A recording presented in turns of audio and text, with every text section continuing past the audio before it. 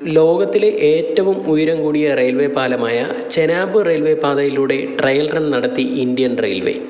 ജമ്മു കാശ്മീരിലെ റംബാൻ ജില്ലയിലെ സങ്കൽദാനിനും റിയാസിക്കും ഇടയിലാണ് ഈ പാലം നിർമ്മിച്ചിരിക്കുന്നത്.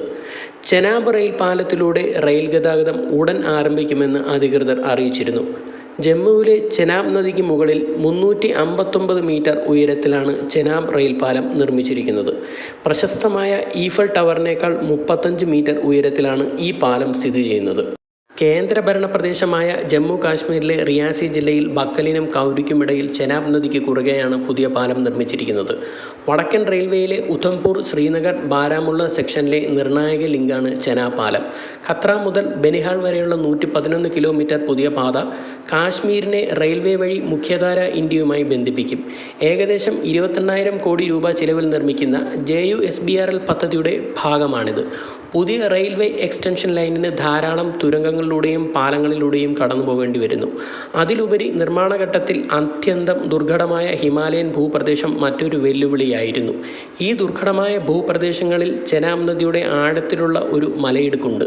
ആയതിനാൽ ഒരു നീണ്ട പാലം ആവശ്യമാണ്. അതിനാൽ തന്നെയാണ് ചെനാബ് നദി പാലത്തിൻ്റെ നിർമ്മാണം 2003 നിർദ്ദേശിക്കുകയും അംഗീകരിക്കുകയും ചെയ്തിരുന്നത്. 2009 പാലം നിർമ്മാണത്തിനാണ് ആദ്യം തീരുമാനിച്ചിരുന്നത്. എന്നാൽ നിരവധി തടസ്സങ്ങൾ നേരിട്ടു. നിർമ്മാണ വെല്ലുവിളികൾ 2008 പാലം താൽക്കാലികമായി നിർത്തിവെക്കാൻ നിർബന്ധിതരായി. മുഴുവൻ JUSBRL പ്രോജക്റ്റുകളും പുതുതായി അവലോകനം ചെയ്യുകയും ഡിസൈൻ പരിഷ്കരിക്കുകയും ചെയ്തു. 2009 റെയിൽവേ ഉദ്യോഗസ്ഥർ ഡിസൈൻ അംഗീകരിച്ചു. 2012 ചെനാബ് പാലത്തിൻ്റെ പ്രധാന സ്പാൻ 467 മീറ്ററായി പരിഷ്കരിച്ചു. കൊങ്കൺ റെയിൽവേ കോർപ്പറേഷൻ ലിമിറ്റഡിനെ എക്സിക്യൂട്ടീവ് ഏജൻസിയായും ഡിസൈൻ കൺസൾട്ടൻ്റായും തിരഞ്ഞെടുത്തു.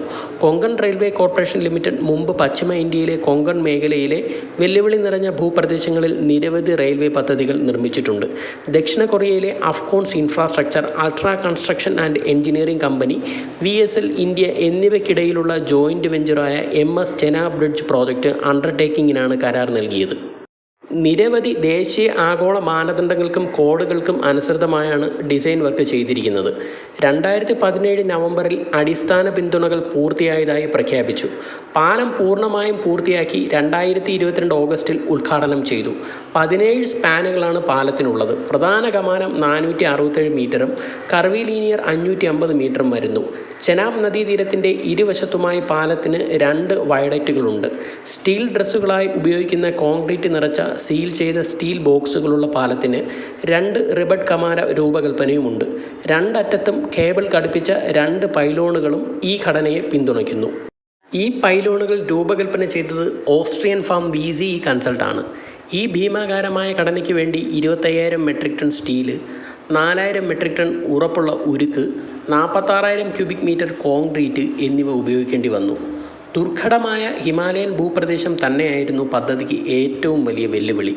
മലയോര മേഖലയിൽ കണക്ടിവിറ്റി അടിസ്ഥാന സൗകര്യങ്ങളുടെ അഭാവം മൂലം ചെനാബ് നദീതടത്തിൻ്റെ ഇരുവശത്തും പ്രാദേശിക വർക്ക്ഷോപ്പുകളും പ്രിൻ്റ് ഷോപ്പുകളും സ്ഥാപിച്ചു. പർവ്വതങ്ങളിൽ അടിസ്ഥാന സൗകര്യങ്ങൾ ലഭ്യമാകാത്തതിനാൽ വൈദ്യുതി പോലും പ്രാദേശികമായി ഉൽപ്പാദിപ്പിക്കപ്പെട്ടു.